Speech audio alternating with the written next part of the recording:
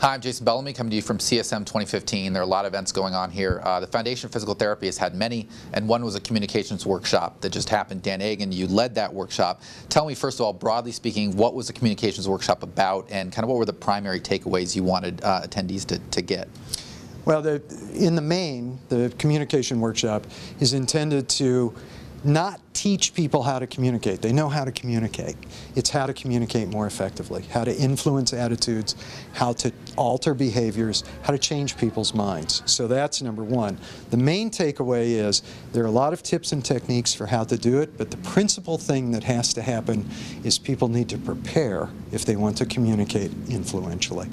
So a lot of people in the Foundation's realm are communicating about science, and I'm going to talk to two PTs who probably have experience with that here just in a second. What are maybe the unique challenges, though, of communicating on science topics? Well, certainly there's a perception of what people are going to expect when you communicate about science. They expect a lot of jargon.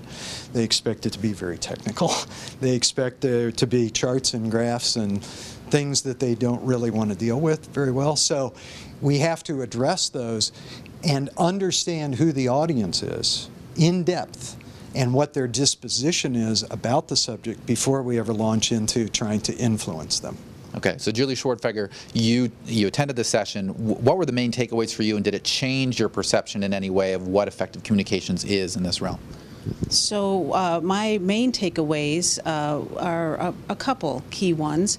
The first is the visual, the using visual information, how that is retained much more effectively, and that's something that I feel I can use through metaphors in going to legislative offices, and then also in teaching and making PowerPoint slides. So that's something I plan to incorporate in more.